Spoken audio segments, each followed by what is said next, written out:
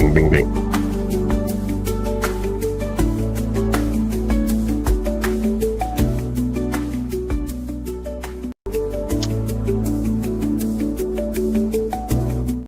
Hi, welcome to the live stream live. I am your host, Joshua Schubart. I hope everyone is doing wonderfully well on this beautiful Monday, New York evening, or East Coast, Mid Coast, or wherever you are watching from in the world. After 2 wonderful weeks off to just be with my family and to take care of some just life things, I am back. Hello. Did you miss me? I missed you. Thank you so much for watching. Thank you so much for being here again. As usual, we are live on YouTube, Facebook, TikTok, and Instagram. It is a four-time magic live time. Tonight's guest is a incredible casting director named Erica Hart. She has cast so many things that you have seen, and I can't wait for you to meet her.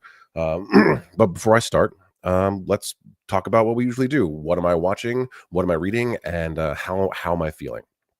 Let's start with how I'm feeling. First of all, happy Pride Month, everyone who fucking celebrates. It is a happy month. It is a joyful month, but also let's not forget that Pride was and is a protest. And when it first popped off, it was a riot.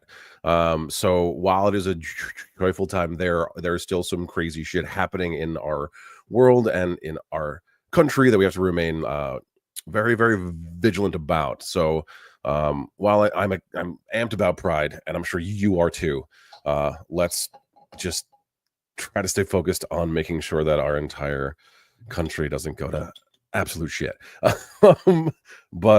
Yeah. So I'm feeling joyful and happy and fun and all of that stuff. There has been some madness going on legislatively, with the big beautiful bill and all the madness that's in that thing, and people losing healthcare, people losing benefits, elected officials not having to listen to judges, blah blah blah blah. That's very, very, very troubling. So it hasn't been passed yet. So if you want to, and I hope that you would, you can very easily contact your elected officials and yell into their voicemails or at their assistants or into their emails or at their Twitters or whatever it is that you want to do it.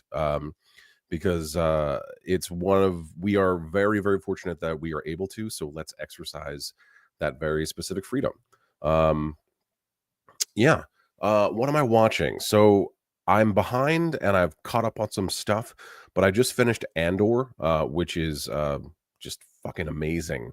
If you haven't watched Andor and you don't know what Andor is, it is a like prequel series to Rogue One, that Rogue One, a Star Wars story, which then leads into A New Hope, which is like the first one of the first original Star Wars films.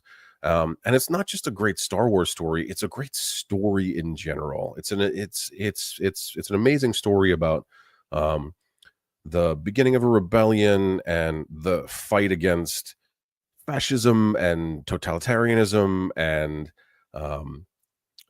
how that starts and what it takes to fight against something like that. And I guess that might be becoming more topical than we like, but it's a well done show just on many levels. I also finished The Last of Us. While I know a lot of people were kind of upset with how season 1 came to an end, as an avid player of the games, that perspective switch happens in the games.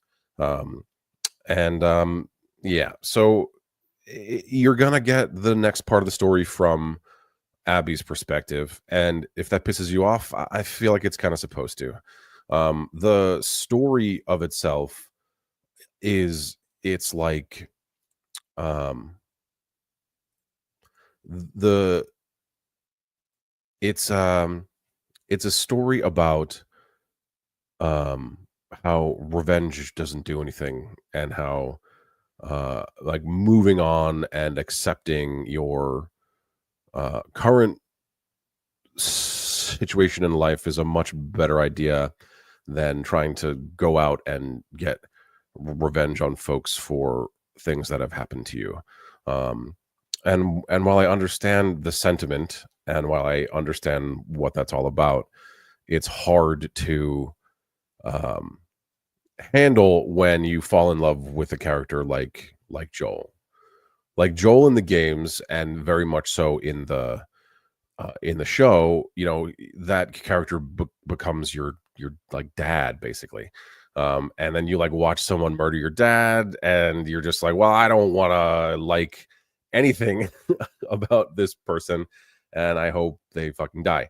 And the show's doing a good job of like, this may not be worth it. You should just move on and heal on your own, and heal with your family, and stuff. I love The Last of Us, and I love its messaging.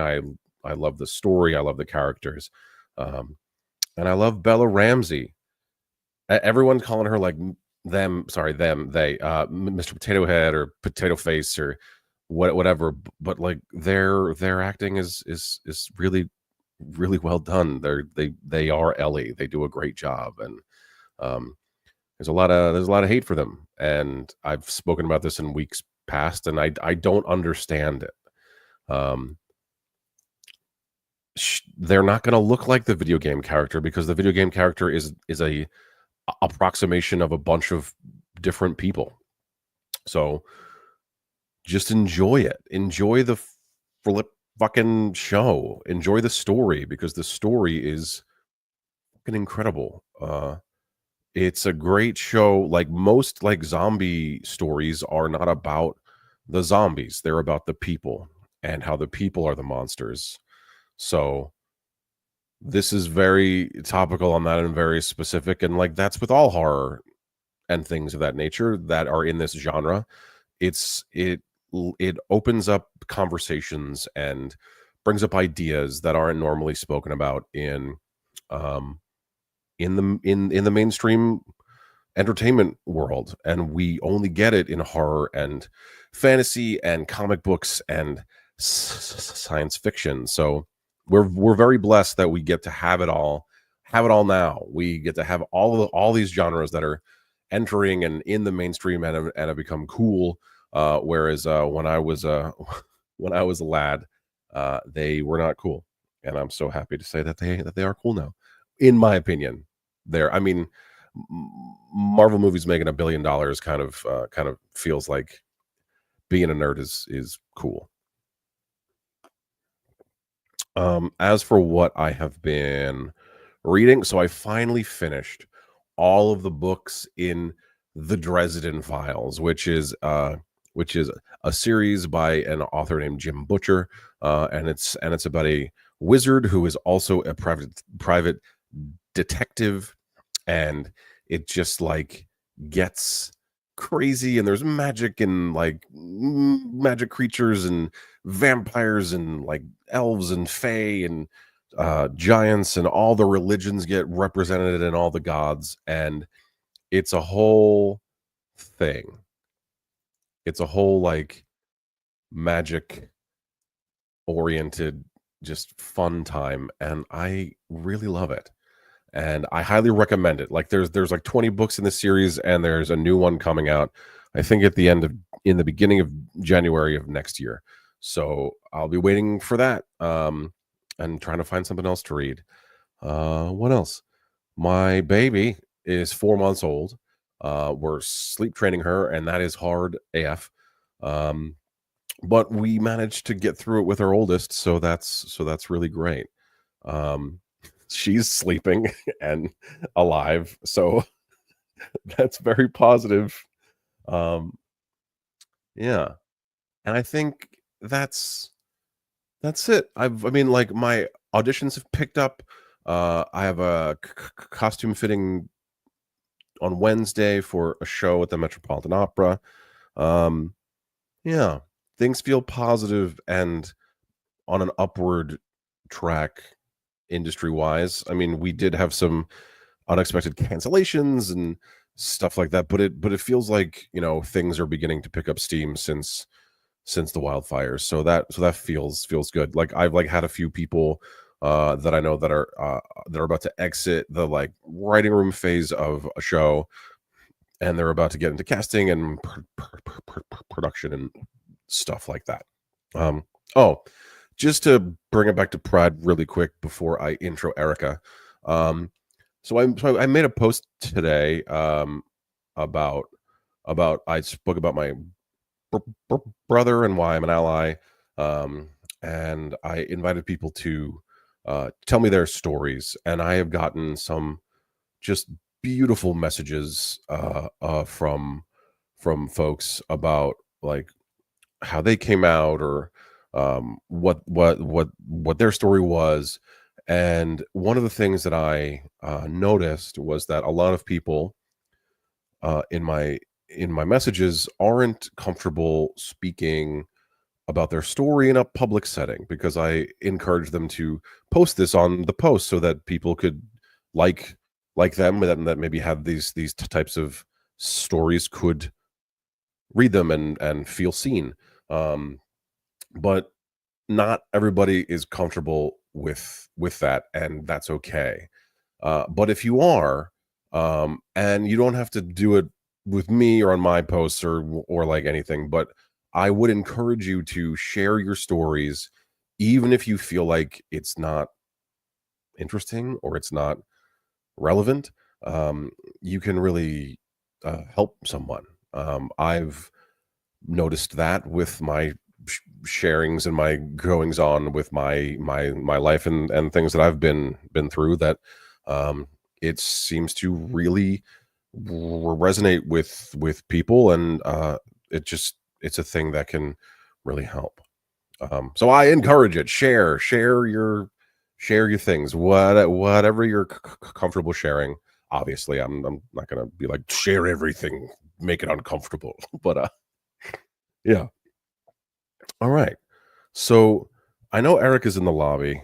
Uh, I don't know if she is ready. Oh, okay. She's definitely here. She's waving at me. All right. So I'm going to intro casting director, award winning casting director Erica Hart. I have known Erica for, God, like over a fucking decade at this point. Um, and I have been very fortunate that she has called me in for a bunch of things over the years. She is such a talented person. Like, just what she does, how she finds people. And one of the things that you have to be doing, especially in her profession, is seeing as much as you can, being involved in the community as much as you can. So watching everything, seeing plays, meeting actors, and knowing who's around, who's in town, and who's doing what, and blah blah blah. There's multiple like tier lists and layers of stuff, and we'll talk about as much of it as we can. But I'm so happy and very very excited to have Erica on. And without further ado, here is Erica Hart. Hi. Hi. Good How's it? good evening, good afternoon, good morning, wherever you are. Wherever you are. Yeah. So thanks so much for coming on the show. Thanks for having me. Appreciate it. Of course. So yeah, so it's been like a decade or more at this point, I think. I mean, at least a decade. It's kind of crazy to say that, but we lost, we've been in whatever this is for 5 years. Oh So, yeah. so yeah, decade feels right. It does. It feels, yeah, we lost some time to COVID, and then we lost some time to being on strike, and then Mhm. we lost some time to mergers and acquisitions. Mhm. And Yeah, then 5 years, yeah, the and then last five LA years. caught fire. Yeah, so it's been wild. Yeah. But we're here. We're We here. are. Yeah. So you are a casting director, I am. and and I will say that outside of like the industry, not a I mean, people have a basic understanding of what you do, but I would say that it is a far cry from understanding what you're actually up to. Mm. um People think that, you know, like you just kind of like I like this person. Maybe I'll pick them to be in this thing. Yeah. When what is the actual reality of, you don't have to go like a huge, like this is everything, but what is Yeah. the basic steps of casting, say, like a TV show episode? Yeah. So, first of all, hey everybody. Thank you, Joshua, for having me. Yeah. I think casting is starting to get into the conversation. I would say, definitely not when I started in this profession, professionally in 2012. But I think it has had a push, and I think a lot of people are starting to know about it and are very curious about what it is. And I think that's really exciting. There's a whole group of people in this next generation that want to be casting directors, so that's always amazing and fun because I didn't even know what a casting director was, let alone wanting to be one. Right. So it's very humbling and amazing when I get emails or DMs or LinkedIn messages from budding casting professionals. But for a television show, um, it's an interesting situation because television is so fast. And so when I was working on a show like The Equalizer, Yeah. we had 8 days to cast an episode, and we would sometimes get the script on day one, and we would have 8 days to cast that. So regardless if you have 3 roles in that episode or 30 roles in that episode, the days don't change. You still have those 8 days. Gosh, that's And fast. Yeah.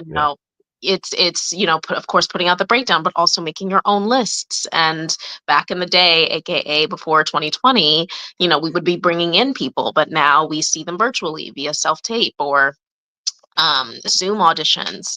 And then, from there, the process begins, and the process is different for each medium. The process is different from each show, to be quite honest. Sure. But I think the biggest thing to realize is that casting directors don't have the final say.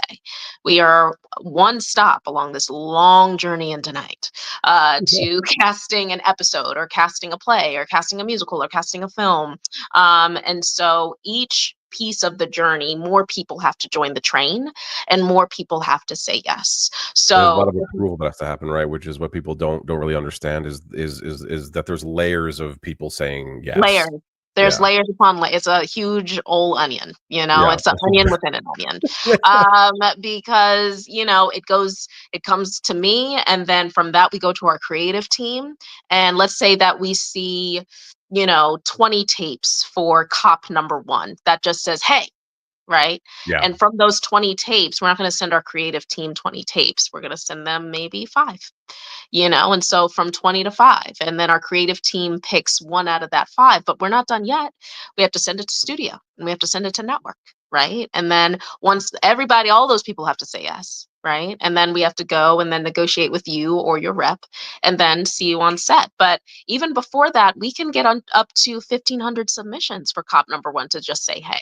Yeah. And It's so wild. I always try to tell actors, remember that if you are getting an audition for anything, a television show, a student film, a commercial, just realize that you are a part of a large, large selection. Hmm. So if there are 1,500 submissions, I'm not giving 1,500 self-tape requests. I'm maybe getting 30 out, and from that 30, 20 self-tape, and from that 20, I send a link of 5. So we started off with 1,500, 30 people got the opportunity to self-tape. We get 20 back, maybe, 5 pass or 5 are not available or whatever it is. And then from that 20, we get 5, and from 5, we get 1. So when you say So, that you put out 30 and you get 20 back, you just don't get 10 of the tapes back? oh my God, yeah, all the time.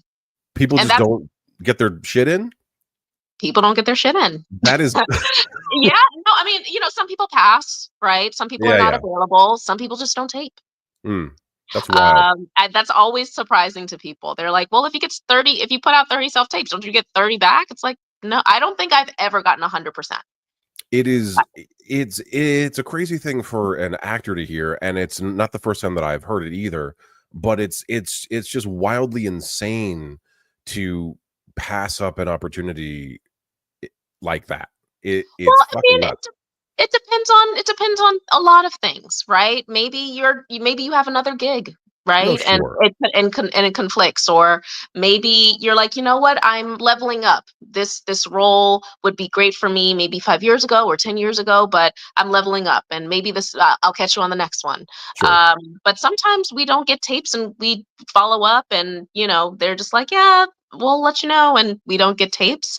But that's why I always say, like, any opportunity, if you feel right for it, that is an opportunity that if we're requesting 30 self tapes, there are over 1,400 people that are not getting that opportunity. right, So I'm always okay with passing, or you're not available. It makes sense. But I just love an open conversation and open dialogue. Like, hey, they're passing. Hey, they're not available. But sure. sometimes we don't even get to know why. That's frustrating. Well, I mean, it just happens, right? Yeah, It's like yeah, anything else. It's like yeah. anything else. How would you say so, like, not knowing a person from the before times, right? Like, Yeah. how do you, like, know how an artist is from just a tape now, right? Like, how do you get to know so that's a thing that, like, has always been, like, in my head for the new people that are just coming out of school, that are Yeah. now only doing tapes, that have never been Yeah. in a room. Mhm. How do you get their, like, their actual vibe just from their tape? Like, how they are on set, or, like, how they will be as a person? Or is it totally just, like, you just can't tell anymore? Sometimes you can tell, sometimes you can't. And I think that's where, like, Zoom auditions are really good. It's kind of the middle ground. But if you don't have Zoom auditions, you can tell a lot from the little things. Like, if there's someone who, if the self tape is due at 3 p.m. on Tuesday, they're Oh, I always see. good with deadlines. Then it's like, okay, they're always good on deadlines versus someone who always misses the deadline. Now, life's going life. If you know me personally, life is going life. Yeah, But sometimes you do need an extra time. But again, just be vocal about it. Hey, so and so, I can't. Is it okay if I turn it in tomorrow? I can't give you tomorrow, but I can give you an extra hour. It's like, good. That's all I need. It's just the radio silence that sometimes is very frustrating. sure. But once in a while, that's one thing. But if you're someone who always needs an extension, that signals to me that there might be a time management problem, right? Or Right. if there is something in the instructions, how we want it to be labeled, or maybe one scene goes before the other, or something specific to put in your slate. Again, happens once in a while, that's one thing, but if it happens all the time, you might have a problem with attention to detail. you know so little things go a long way, and I think those are clues to pick up on someone's professionalism, because at the end of the day, yes, acting is acting, but at the end of the day, excuse me, we are hiring humans who are actors. Yeah. No, And that makes a lot of sense, Erica. if there's a call time at 4 a.m. on a Tuesday where you have to be opposite Queen Latifah, I don't know if I can trust you to make that call time on a Monday at 4 a.m. if you always can't make that 3 p.m. deadline. Yeah, I didn't even think about that as like how you would come to an understanding of how a person is, but it makes a lot of sense. It makes a ton of sense. Yeah. And like at a very basic or like organizational level, uh, yeah, it's just because I guess because it's like coming out of the room, at least for me, and I know for a lot of other people, felt like kind of traumatic, just because Yeah. it was an earth-changing shift, and you get used to the, like, back and forth in the beginning, like, "Hey, how are you? It's good to see," like, just being personal with each other, Hmm. and that being, lost and it becoming a little bit colder. Yeah. um, I know, like, I know me in the beginning, I had a hard time with just being on tape. Now I like it because I have my kids and stuff, so I don't have to, leave, but Yeah.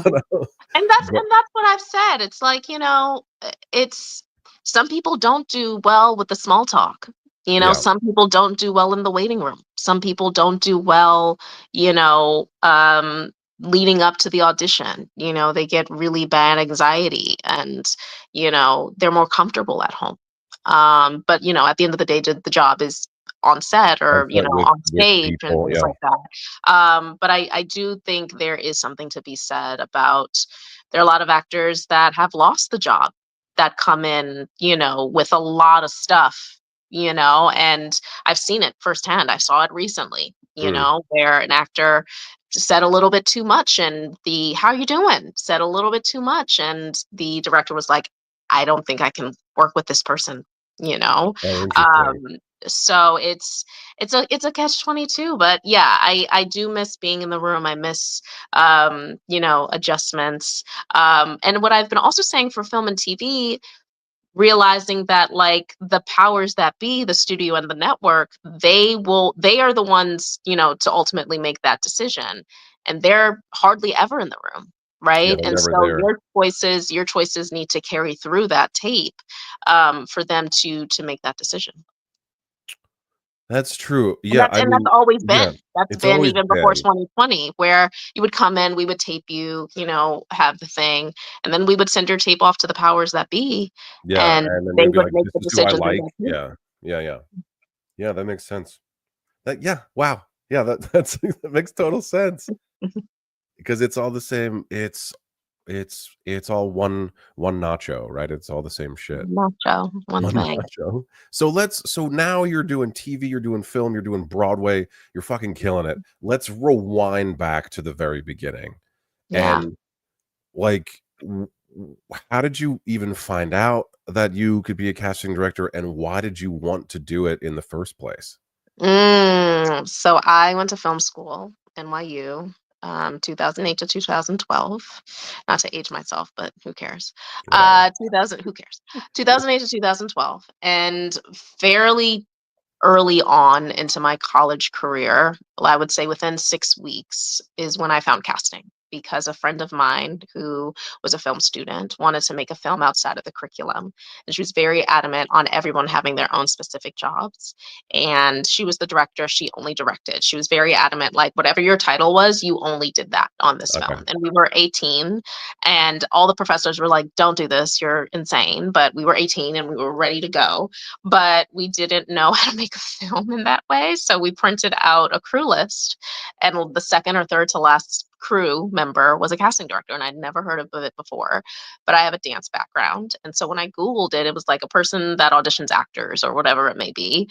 And I knew the word audition. I didn't know what the two words casting director meant, but I knew the word audition meant because of dance. And I said, well, I know what that word is, so that means I can do the whole thing. And Yeah. that's kind of been my whole career of like, oh, I know this little I can eat this little piece of pizza. That means I can eat the whole pie. Right. So that's what happened. And I cast that first film. I had no idea what I was doing. I remember sending out appointments to actors with the whole schedule from like 10 to 3, being like, you pick a time. Oh man. And like just didn't know what I was doing, but I got it done. I cast it. It was a cast of 3. And after we got back in October and did the film and all that, people were like, hey, I have no idea what you just did, but that seemed very helpful. Can you do that thing for my film? Oh, And cool. I did that all through college. I had a big binder full of headshots and resumes, and I kind of knew the market of student film, of who would do student films and things like that. And my senior year, I cast 20 thesis films, which I do not recommend doing That's a while lot. while being a full-time student and running 2 dance companies and doing things. So I don't recommend doing that, but I did it. And junior year was the first time I thought, well, I think this could be a career. And I interned my senior year at NBC Casting, which was really cool because I got to see what studio and network casting was with Jen and Trey. But I also got to see what independent casting was with Katya and Jessica. They were doing 30 Rock and House season 5. So it was really cool to kind of see both parts. And then I also got to see what it meant to have a casting director come in during pilot season with Marsha Demonis. So I got to see all types of casting in that office. I got to see what pilot season was. I got to see what bringing in, man number 6 for the St. Patrick's Day episode of 30 Rock. Like I got to see it all. So that Yeah, was that's really wild cool. because that's where we first met was on 30 Rock. That was our There we go. first interaction with with each Yeah, other. there That we was go. yeah, it's crazy. Yeah. Yeah. And so then I left there. I was at AB. Then I went to ABC. I was there for about 7 years. I left there in 2018. I started with Meredith Tucker Casting. I was her associate up into the pandemic, and then I was casting all my other stuff during that time. I was very lucky that my bosses were like, as long as you get your work done, you could cast outside. But it was a lot of 80 to 100-hour weeks and 7 days a week with Yeah.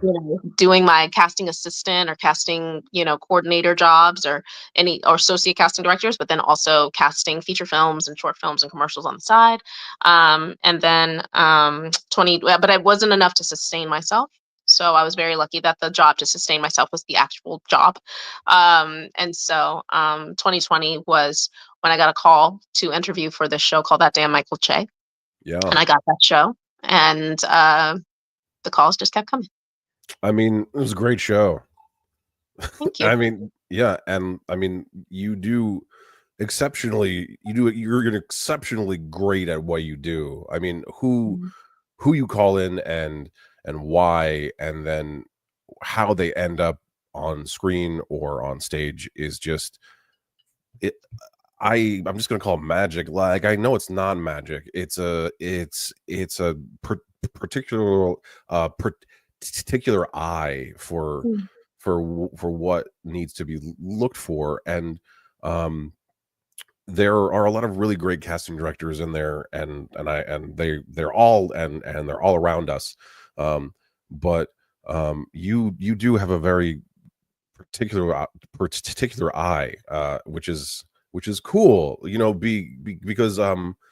because every casting director gets chosen, from what I've seen, because I'm not an expert, gets chosen to cast a thing based off of their taste, from what I've seen, um, and have had the good fortune to be called in for. So, like, it's so interesting because, just like the performer, the casting folks have their own skills and their own talents and their own ideas of what makes art good, Yeah. and what makes it sing. So it's so interesting and so wonderfully symbiotic, because no one would exist without anybody else, which is one of the most beautiful things about what we all do together. Yes. Um, it's Yes. so intertwined, yeah, and it's so uh it's humanity, right? It's Yeah. so I great. mean, anybody that works on a set, anybody that works on stage, like we're all in the business of making, Yeah, whatever that may be. And each person, wherever they are on the ladder of making, you take them away and the whole thing comes crumbling down, you yeah, know? And so it's very important, I think, to realize that and to realize that this is a collaboration. This is a collaborative industry, and we are no bigger than the thing that we are trying to make. yeah, yeah, yeah. And I think, I don't want to say that's intrinsically New York, but I feel like it's a lot of, because we have the theater here, Yes. it's Yes. very theater. That is a theater Yes. mindset. Yes. And I'm not talking shit about LA. It's Oh, great. we ain't Everyone talking else is shit about great. Yeah. LA. We ain't Mm-mm. talking about shit about No. LA. No, No. but yes, and I do think there's community here. I There think is. that is a fact. I don't think that's throwing shade at LA. I I don't. think most LA peeps would agree that even if you're not in the industry, even the idea of we all have to experience the same thing at the same time. Yeah. Take the subway, right? Yeah. So like Yeah. if you're on the subway car, I'm in Harlem. So if I'm going from 125 to 59th Street, I'm in a car with some people and Yeah. we're all experiencing that in real time at the same time. Yeah. And so I think how we live, we all live, most of us live in apartments And we're that very are close on top of together. each other, Yeah. very close together. We are experiencing the siren that is going Yeah. past, Right now. I right? literally, like, was like, is that me? Yeah. coming to you live. Yeah, Um, but yeah, I think there's just something innately about a New Yorker. Then add on top of it the theater aspect or even the dance aspect. Of course, yeah, there's a huge dance aspect here. In LA, it's more commercial dance, but here, more concert dance and the idea of just building something together.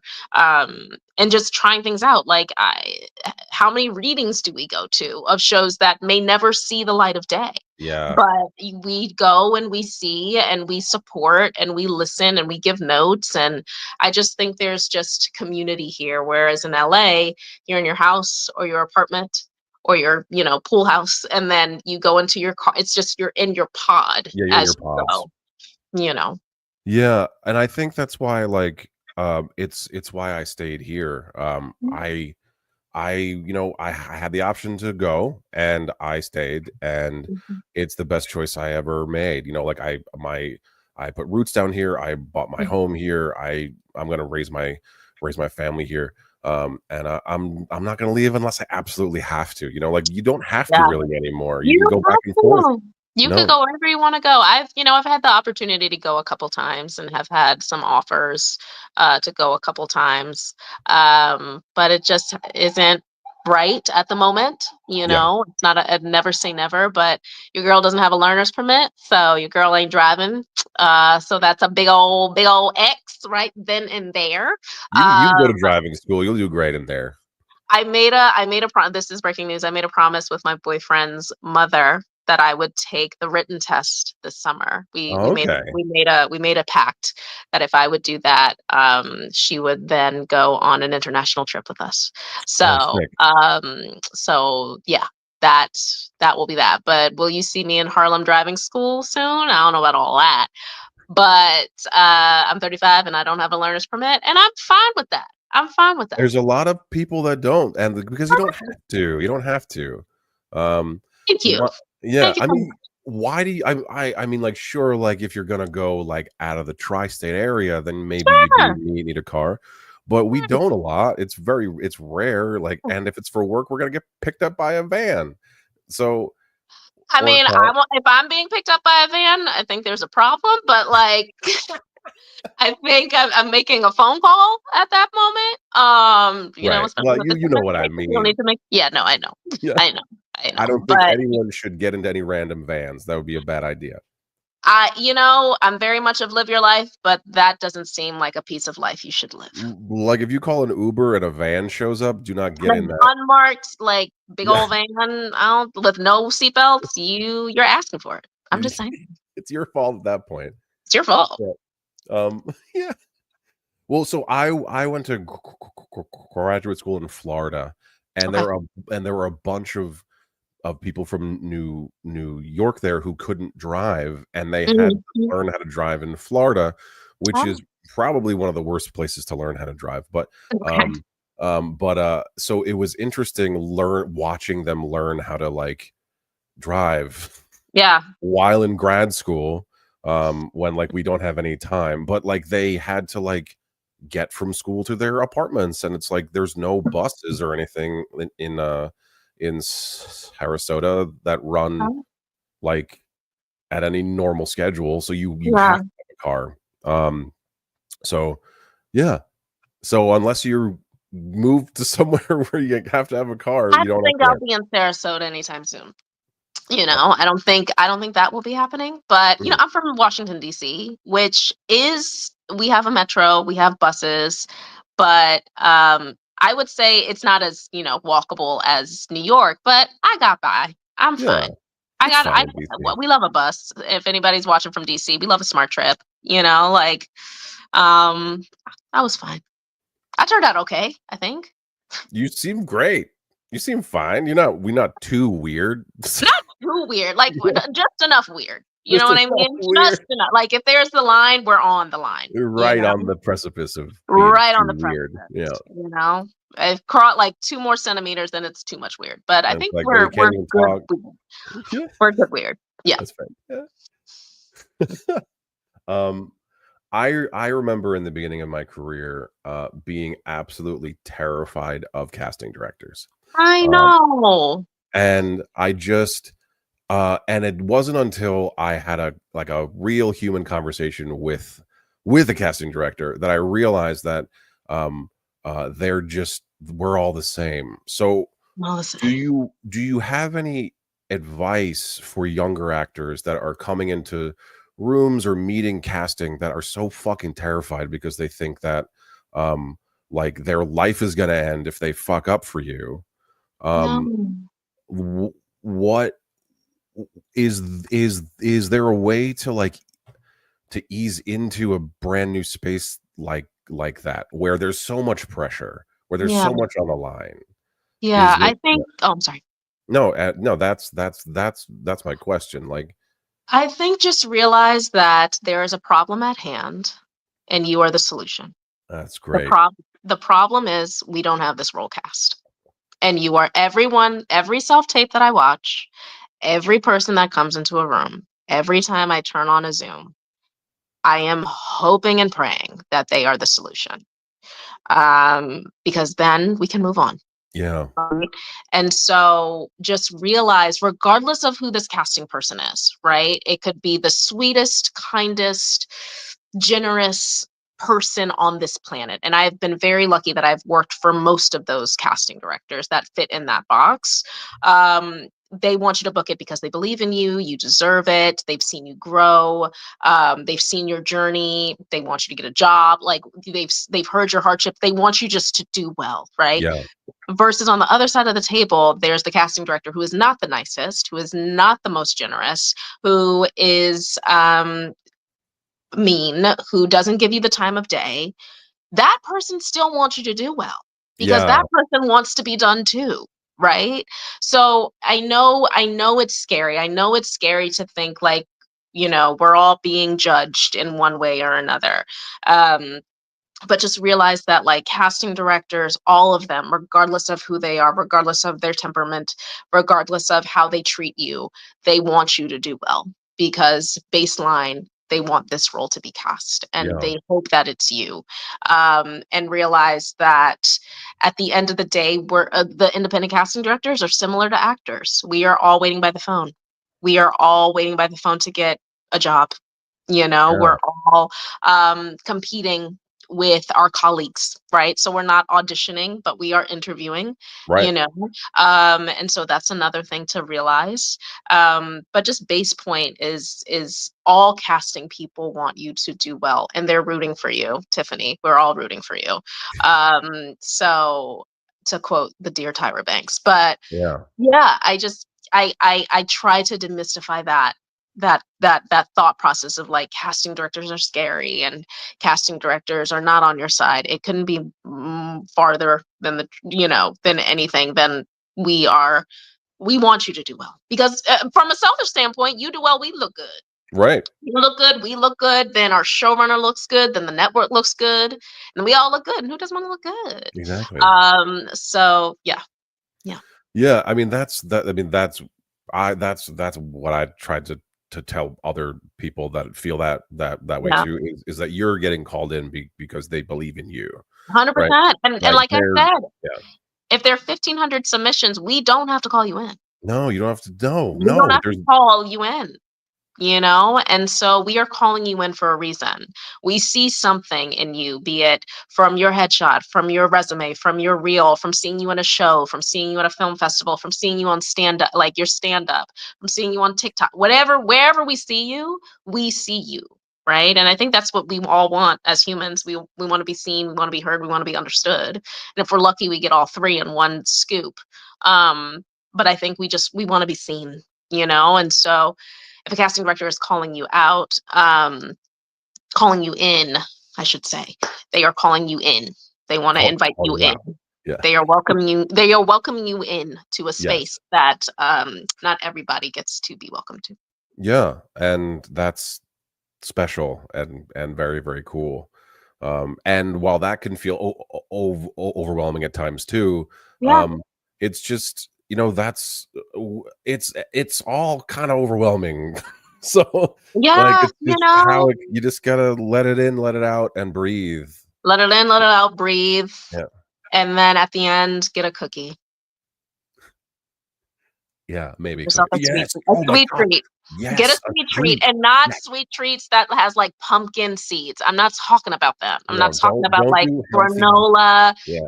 Greek yo no, we're talking about a sweet treat. I'm talking about something like a honey bun. I'm Yeah, you talking gotta go about, gotta like, go a more. Levain cookie. I'm Yeah, talking I got about an oatmeal cream pie. Yeah.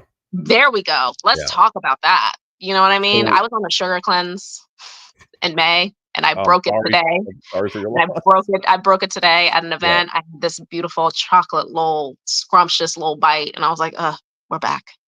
So that's a great transition actually for my next thing. So, um, it's so natural. It's so We great. love a Wow. transition. So talk to me a bit and everybody who is currently watching about black women on Broadway. Hey, Black women on Broadway. Yeah. Black women on Broadway. Yay. It's a beautiful, beautiful organization founded by Amber Iman, Jocelyn Bio, and Daniel Brooks. We had the awards luncheon today, and it was a beautiful, beautiful moment. It was down on the piers, 250 Black women on and off Broadway came together to celebrate the season and to celebrate um, just three fantastic women on Broadway, Latanya Richardson Jackson, LaShawns, and Kayla Wilcox, um, and just celebrate their artistry and then celebrate our own artistry, you know. So that was beautiful. It was a beautiful, beautiful time. It's fantastic. Yeah. It really, I mean, just like being able to like have a community that looks like you Yeah. in such a an incredible space as like working in Broadway and like working in this field and like just I'm sure it's sorry I'm like mumbling around, but I'm just like where we've come, where we are now in like just our culture and things, and we still have a ways to go still, but it's Mhm. just it's incredible to see these types of things happening more and more and on a much larger scale. It just Yeah. yeah, it's just such a cool thing because it's what the art form is supposed to be and it's what it's all about. Yeah. So it's just fucking awesome to Yeah. see things expanding, things getting larger and more opportunities. Like all this shit is just so cool. Yeah. So Yeah, no, I mean it's just it's always good to, and back to what we were talking about, just community. You know, yeah. it's always good to be in community and just a reminder that regardless of where you are on your path, you're on a path, Hmm. you know, and all you can do is walk forward, you know. And sure, you might take a right, you might take a left, and might be like, oh, why not take that turn? But you'll always find your way back to the path. And just to remind all of us that we don't have to do it alone. And most Yeah. of the time, it's not even we don't have to do it alone. You're not alone, regardless if you like it or not.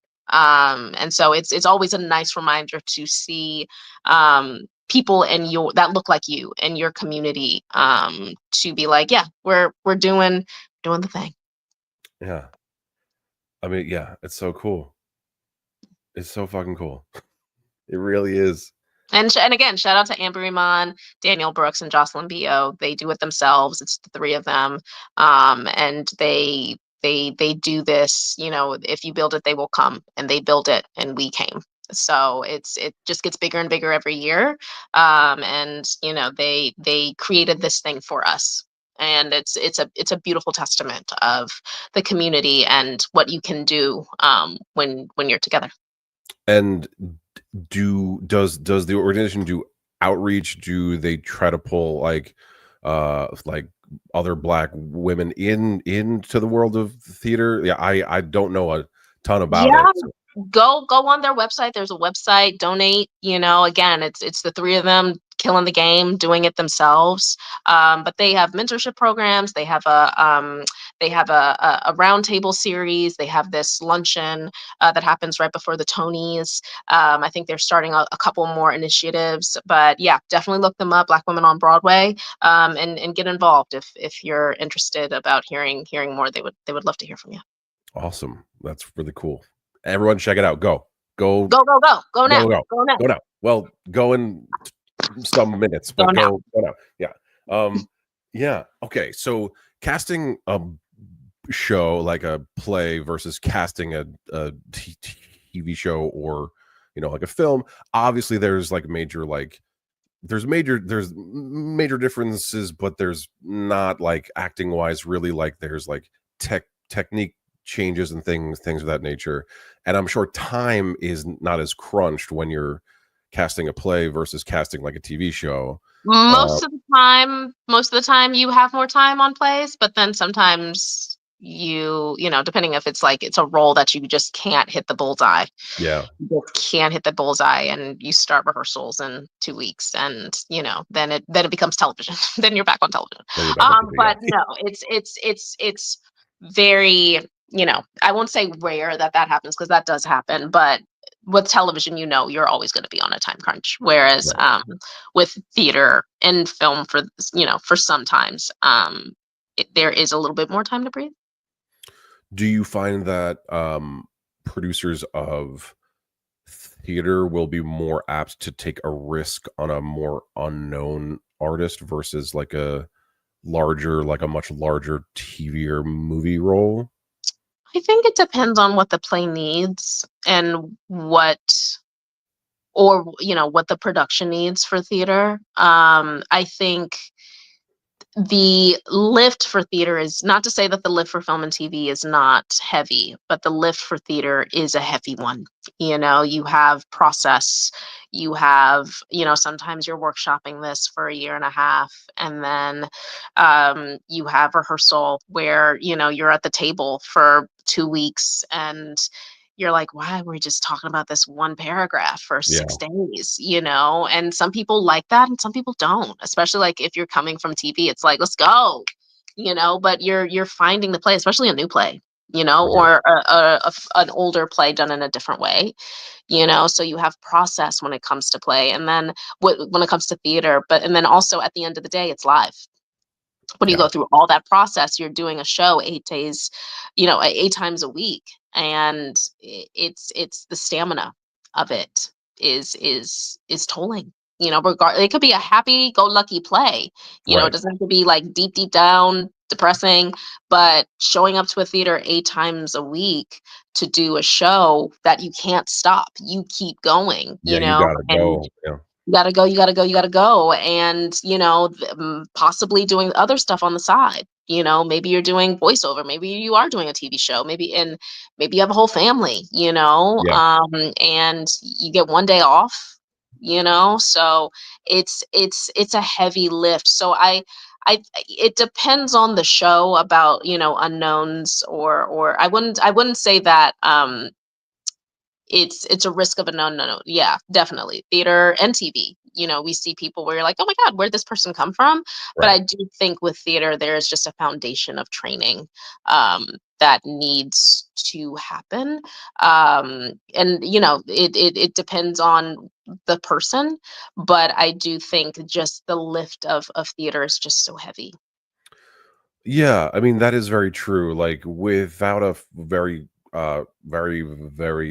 solid foundational training, you won't you'll blow your voice out, you'll mess your Right. body up, like all Right. that. People don't understand what it means to have to speak for 3 or 4 hours Right. every single day, sometimes twice a day. Yeah. Sometimes twice a And day, back to back. yeah, and if you're doing any sort of like sword fighting or any other type of fighting in a show, like there's a lot of that in a lot of shows, especially now, Mhm. and especially if you're doing like anything that's period at all, like you're doing any fucking Shakespeare at all, you are going to be speaking like 4,000 lines of verse and doing 3 sword fights and blah blah blah blah blah. And Yeah. yeah, so I guess like maybe if a person is more unknown, then their training and where they went to school is like maybe like a big indicator of what they can handle, possibly.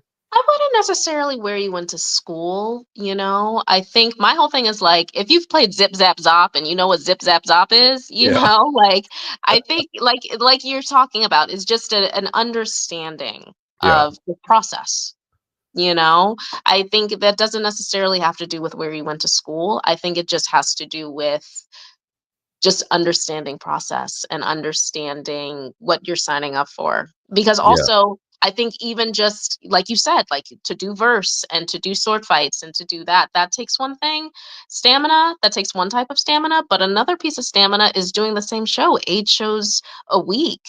Um, that's a mental stamina, right? Yeah. And Mhm. let coming to the theater when you just got really bad news, or coming to a theater when you got really good news and you have to go to a dark place, and you're doing that 8 shows a week, and that takes, you're sick, you lost your voice, all of that stuff is taxing on the body and the mind and the soul. And so I think if you've been through a rehearsal process, regardless of where you went to school, you understand that, Yeah.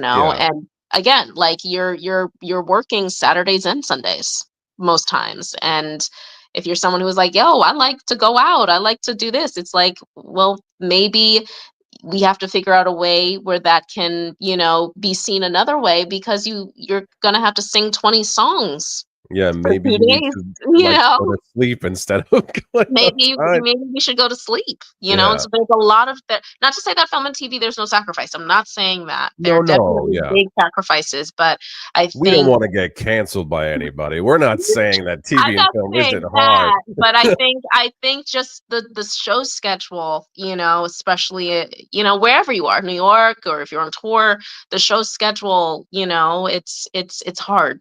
It's hard. I I will say that in like, so I do a lot of work with the Metropolitan Opera. They Um, hire me to do a lot of sword fighting, a lot of hand to hand. I like pick up opera singers over my head. I like do all of that fun stuff. Oh, And yeah, and it's in rep, so like we're like normally doing like 3 shows at the same time. One is open and we're in rehearsal for another one. But every single one of us is also auditioning for other plays, other yeah. TV shows, films. We are literally we never stop moving, and we never stop auditioning. We all have self-tape shit in our lockers that we set up. We all read for each other. It's a totally different, it goes back to what we were saying earlier about the community. Like, everybody is doing 40,000 fucking things, whether they're working a ton and auditioning and raising a family, and or maybe they have to go be a bartender or something at the end of the night, and they're pulling like 19-hour days. Like, I know in the beginning of my fucking career, I had like 4 survival jobs, plus I was auditioning, plus I was working. Like, I would work in a bagel store in the fucking morning for 5 hours, then I would go audition, then I would go bartend, and then I would work overnights at a gas station, and then I Yeah. would just do it all over again, because like you like have to. You have to. And You have to. and It's the hustle, it's the grind, it's the thing that makes you all the superheroes, it's, you yeah, know? it's nuts. But the process that you were just talking about actually fucked me up the most, moving into TV and film, because I Mm. was so used to having this long fucking Yeah. process. And then on the Um, flip side, is like yeah. you show up and you're like, "You're ready?" It's like, What do "Ready? you mean? Yeah, Ready for what?" you get like maybe one blocking rehearsal, Maybe. and then you do like a let's do it once for fun, and they're usually always They don't recording that record it. anyway. Mhm. Um, and it's about truncating that long ass process into a shorter process. It's the same process. I will say it's the same fucking process, but it's a microscopic version of it. Yeah. Um, And it's sometimes by yourself.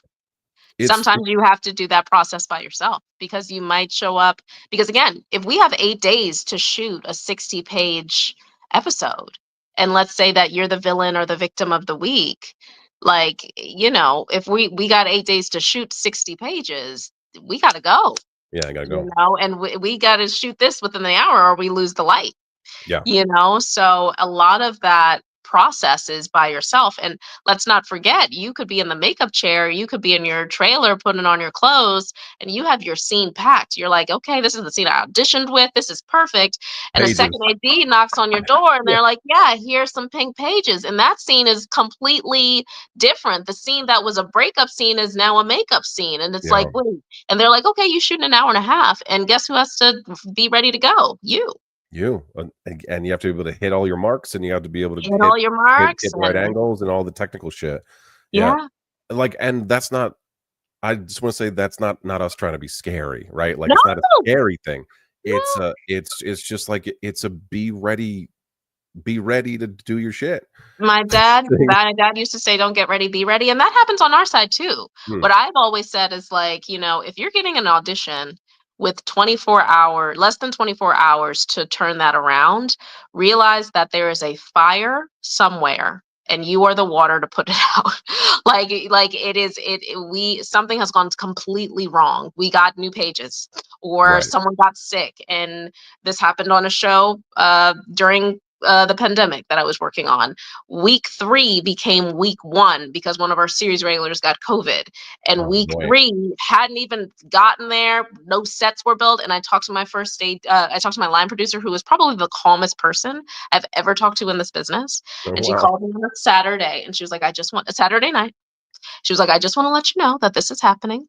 We are now moving week 3 to week 1. We have no sets built. We have no costumes. You haven't put out a breakdown, have you? I was like, I don't even know what week 3 is. She was like, of course you don't. We're not there yet. And Yeah. we had to literally, and the lucky thing was it was a show that shot in LA and I was in New York. So I was basically in the future while casting a show 3 hours behind. And so that was the saving grace, was that I Damn. could wake up at 9 a.m. my time and send a link, and they're just waking up to then have someone show up for a fitting that evening. Yeah, it's you wild. know Like when the rules changed, was it last year or 2 years ago hmm for the audition window? yeah. When it happened, I was like, how the fuck is this gonna work? Like, not that I don't understand why people deserve to have more Yeah, time to work on a yeah, thing, but before that new rule came into effect, like I was turning around tapes in maybe 12 hours. Like I would like get a tape and then I'd do all my shit and then I would try to put it on tape that day or the yeah, following morning. Um, yeah. Yeah. And that's why I always say again, like, if that is the case, regardless of a rule, something's gone completely wrong. yeah, We didn't know what was. I remember when I was at ABC, a series regular got. We had to cast a series regular in less than a week, and we had to bring in guys. Like the day the breakdown went out, we get a call from our producer that said, "Hey, we need this role cast basically in 2 days." now, And yeah, so we had to bring in very like series regular level scenes. These guys came in, did beautiful work, basically cold reads because they came in that evening and yeah, they were like very emotional scenes, but like it's it's I hate it's like it's crazy, so just realize that like when actors are thrown, through a loop, we get thrown through a loop, costumes gets thrown through a loop, like we're all just like, oh, okay. But that's the training, right? Regardless if you're a casting director, an actor, or a grip, like there's going to be moments during this time, during this profession, that you're going to be thrown something and you're like, I have no idea what to do, but I'm just going to do it. I'm gonna yeah, go in and just figure it out as I go, because that's what we do. yeah, yeah, no, yeah. And I remember when my first things, like it was my first thing and it was on Netflix and I had like this one line and I had never been in like a big group scene before where the camera Mhm, was moving around and like you got to like shout your line in and then the camera moved away from you. mhm. um and I remember I fucked it up like three times and I was like, you have to pull your shit together. like this is your first like one line on a thing. Like you need to just fucking just do it, man. You've been working towards this goddamn thing for your entire life. And then once I like locked in, I was like, okay, just when you see the camera coming, just say your fucking line, like, and it just kind of like you just have to like focus on, like, you have your stakes as the character, but you Yeah. also have your stakes as the actor in the thing, right? Like there's real world stakes, like Mhm. people are on a clock, people Yeah. got to go home, people got to go home to their families, the like the crew's got to get their fucking turnaround. Like it's like all this stuff that it's so much more than just like one thing. Which is what we've been speaking about for this entire thing, is like it's so much. You're one piece of a billion pieces, and Mhm. everybody is their own piece. Yeah, So yeah, and while that can feel overwhelming and scary, it shouldn't. Like you're a piece of the thing that's making the thing go, which is there it is. what we were saying earlier. But it's so true, and yeah, it's scary, but it's not. Like it just is. Just is. Yeah. Yeah. Well, we're at a little bit over an hour. We've been talking for a long time, and it's been going fast. It's going fast. The time, what is it? When you're having fun, things move fast when you're having fun. Yeah, yeah. Time flies when you're Time having flies fun. when you're having fun. Yeah. There we go. There we go. So, what I like to ask uh, at the end, of people that are operating in their particular industry at a high level, the way that you are, what advice do you have for casting folks that are coming into the scene now? It's a Mhm. totally different landscape from when you broke in. Yeah. Do you have any advice for people that want to cast in this completely online landscape? Basically, basically totally online. Yeah. I would say to, at the end of the day, my mom calls it like the tried and true, right? So, like, regardless of trends, regardless of new things coming into play, there will always be an aspect of casting that is old school. There Mm, will always be an aspect of scouting. There will always be an aspect of going to a theater, going to a film festival, watching television. So I would tell a budding casting professional to watch everything, even things that you are not interested in. So, like, I'm not an anime person, like you were talking about Andor. I do watch The Last of Us. mm. Haven't seen season 2 yet. But I'm not really fantasy anime, like, that's not my thing, but I should know who these people are, Yeah, because it's talent. Talent is talent, and so going to the if you're in New York and you're not going to theater and you wanna be a casting professional, I don't know what you're doing. Like, that's what sets us apart from LA, is that 365, you could see yourself in a theater and see a show. And so watching as many things as you can, new stuff, old stuff, like I always say, if someone's like, I need a young Cicely Tyson, you need to know who Cicely Tyson is in order to know who a young Cicely Tyson is. And so yeah, you have to know the old to know the new. So watch everything and start casting. It doesn't need to be elaborate. It doesn't need to be a big thing. It could literally be your friend has a script that they want to hear it out loud. He, she, they wants to hear it out loud. And you're like, "Hey, can I cast it?" And they're like, "Okay, I don't know what that means, but okay." And it's just you literally calling up your friends and being like, "Hey, I have a script. I think you'd be great for it. You want to read at this table read?" And that's you casting their table read, And then you go to the reading and someone's sitting next to you and they're like, "Yo, do you know who cast this?" And you're like, "Oh, I did." And they're like, "Oh my God, I have another project that I would love for you." It's a domino effect, yeah. So that's the thing. And then another thing that I've been saying recently is just show up. It's easier said than done. I would rather be in my apartment 99.9% of the time, but I'm not going to get a job in my apartment, No, especially if you're living in a very major market or not even, there's always something happening, circling the industry that you want to be in. Right. So if you're in New York or LA, Chicago, DC, Atlanta, 365, there's something happening. We have Tribeca coming up, right? Like, it's just around the corner, which is a beautiful thing. There are many free programs that are happening at Tribeca. If you are interested, show up. And it doesn't even have to be the big festivals. There could be a small film festival down happening in Brooklyn or in Queens or in Harlem or whatever it may be. If it's a film festival, guess who's going to be there? Filmmakers. Guess Yeah. who's going to be there? Writers. Guess who's going to be there? Casting directors. I went to a film festival in Queens once because for short that I cast was in it, and someone recognized me and came up to me and was like, "You're here?" I was like, "Yeah, my film just premiered. I'm here." And so Yeah. they gave me their card, and here we are today. So like I know it's scary. I again would rather be in my apartment, but if you're like, you know what, I'm not the most social butterfly, or I don't like talking to people, or being out like makes me scared, bring a friend. Bring a friend who does the talking. Bring a friend who is a social butterfly. Bring a friend who can talk to a wall. Like those people will save you in Yeah. those predicaments. I have many of those friends.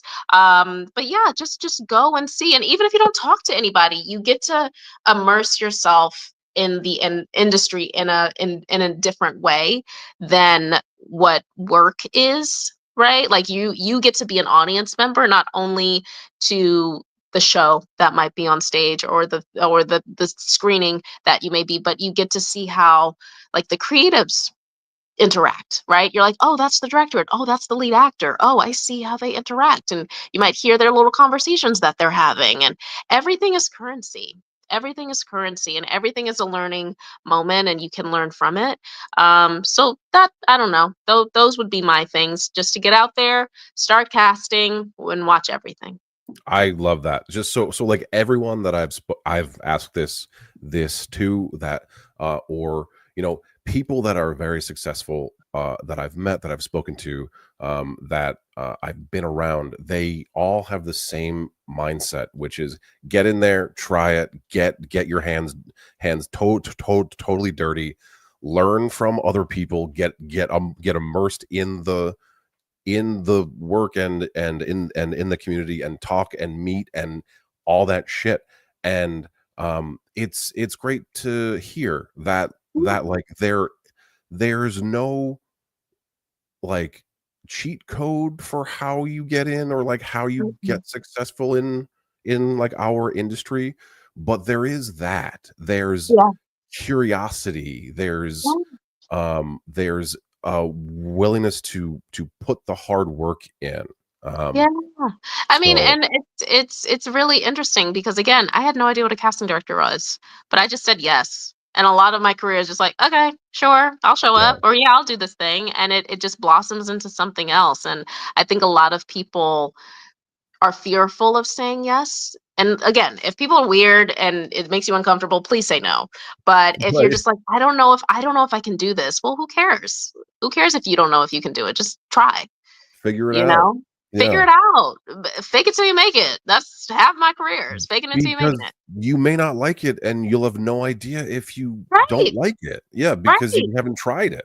You haven't tried it. Yeah. So try it, try everything, especially, and what is young? What does that mean? But like, if you're right out of acting school, or right out of film school, or right out of, a dance conservatory or whatever, and someone's like, "Hey, can you help me on set? Like I need someone to be a PA, or I need someone to be a driver, or I need someone to be a personal assistant for 3 days for my lead actor. Can you show up?"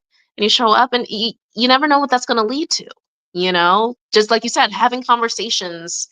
You want to create, right? So Right. go and create regardless of your job title. Yeah, because what we were talking about earlier is that how do you show people that you are reliable, and Yeah. that is a perfect way to do that, is by doing a thing that may not be exactly what you want to be doing at the later, but it's Hmm. adjacent to what it is. Yeah. If you can show up and do that well and excel in it, then you can show people that you'll excel at whatever it is that you say that you want to be doing. Yeah. Yeah, yeah, Exactly. exactly. Well, thank you so much for being on the show. This was so Hey, much fun. it was. Thanks for Yeah, of having me, and thanks course. for anybody who's listening. Thanks for stopping by and saying hello. Yeah, and I'll talk to you soon. Talk to you soon. Enjoy the night. Happy Monday. Have a good week, Happy everybody. Monday. Yeah. Bye. Bye. All right, everybody. Thank you so much for being here this evening. I hope you had as much fun as I did. That was a great conversation with a lot of great stuff that we talked about. If you are watching the replay, thank you so much for watching the replay. I know it's weird watching a thing that already happened in the past now, but hey, thanks for watching. If you were hearing this on the podcast, thanks for listening, and for all the people that watched live. Thanks for being here. If you're watching on YouTube, please like and subscribe. If you're watching on Instagram, what up, everybody? We have crested 25,000 people, and that is wild to me. But thank you all for being here. Yeah, thank you for watching on TikTok, and thank you for watching on Facebook. I really appreciate everyone's fucking support. So until next week, thank you for watching the live stream live, and I hope you have a beautiful week. Goodbye. Good night.